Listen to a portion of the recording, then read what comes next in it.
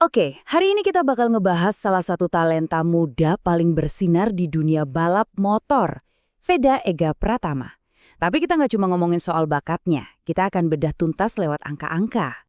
Denger ini kata orang yang ngerti banget, Joanne Olive, manajernya di Junior Talent Team.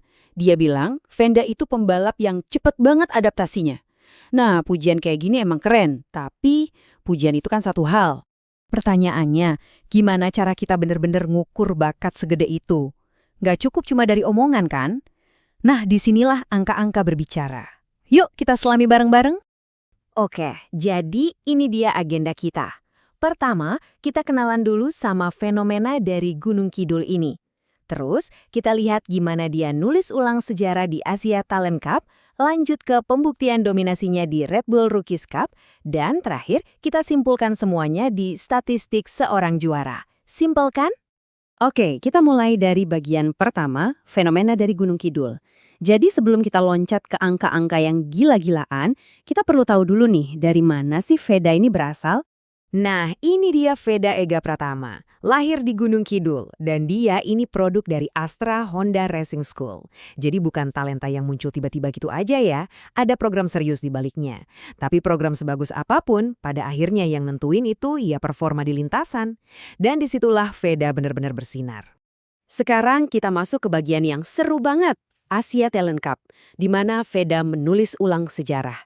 Buat yang belum tahu, Atici ini ibarat kawah Chandra di muka, tempat lahirnya para calon juara dunia. Jadi, performa di sini itu krusial banget. Dan klaimnya tuh simple banget, tapi juga gila.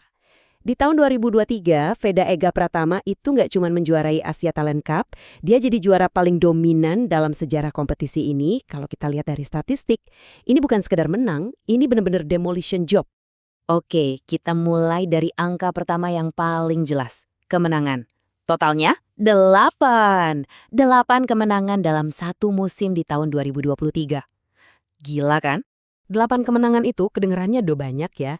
Tapi coba kita bandingkan. Rekor sebelumnya itu dipegang Tayo Furusato di tahun 2021 dengan 7 kemenangan. Veda mecahin rekor itu. Ini bukti dia bukan cuma kencang sesekali, tapi konsisten banget di puncak. Nah, kemenangan banyak artinya poinnya juga banyak dong. Jelas. Lihat nih, total poin yang dia kumpulin 231 poin. Angka yang luar biasa banget. Dan lagi-lagi, buat ngelihat seberapa fenomenal angka 231 ini, kita harus bandingin. Rekor poin tertinggi sebelumnya itu dipegang sama Ayumu Sasaki dari tahun 2015 dengan 203 poin. Veda nggak cuma ngelewatin, dia menghancurkan rekor yang udah bertahan 8 tahun. Kebayang nggak sih? Oke, sekarang kita lihat tabel ini biar makin jelas. Bandingin aja Veda di tahun 2023 sama juara-juara sebelumnya kayak Ayumu Sasaki, Tayo Furusato, atau Hakim Danish. Lihat kolom poin dan kemenangannya. Jomplang banget kan? Performanya Veda itu bener-bener ada di level yang beda. Oke, Asia udah ditaklukkan. Terus apa selanjutnya? Ya naik kelas dong. Veda pindah ke Eropa buat ikut Red Bull MotoGP Rookies Cup. Ini levelnya beda lagi. Lawannya dari seluruh dunia. Sirkuitnya legendaris semua. Dan hasilnya, di tahun 2025, Veda bikin sejarah lagi. Dia jadi pembalap Indonesia pertama yang berhasil jadi juara di Red Bull Rookies Cup. Ini bukan cuma kemenangan buat dia, tapi juga kebanggaan luar biasa buat Indonesia. Statusnya sebagai talenta kelas dunia udah nggak bisa dibantah lagi. Sekarang, seperti biasa, kita bedah statistiknya. Gimana sih angka-angka di balik musim juara Veda yang super dominan di tahun 2025 ini? Lihat deh grafik ini. Ini klasemen akhir Red Bull Rookies Cup 2025. Veda di puncak dengan 242 poin. Terus lihat pesaing terdekatnya. Luca Keller di 219, Thomas Palacios di 198. Jaraknya lumayan jauh kan? Ini bukan kemenangan tipis-tipis, ini kemenangan yang solid dan meyakinkan.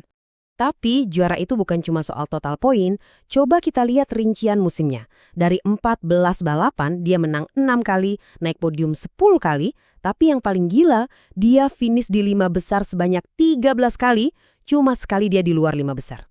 Ini nunjukin bukan cuma kecepatan, tapi juga kematangan dan konsistensi yang luar biasa. Jadi, apa kesimpulannya? Sederhana. Angka-angka ini nggak bohong. Dominasi Veda Ega Pratama di 2 ajang balap junior paling bergengsi di dunia secara back-to-back itu nyata. Ini bukan lagi cerita soal potensi atau calon bintang, ini adalah cerita yang dibuktikan oleh data, oleh rekor-rekor yang dia pecahkan. Angka-angka yang kita lihat hari ini adalah angka-angka seorang legenda di level junior. Pertanyaan besarnya sekarang, setelah semua rekor ini, angka-angka apa lagi yang akan mendefinisikan masa depannya di panggung kejuaraan dunia nanti? Itu yang patut kita tunggu.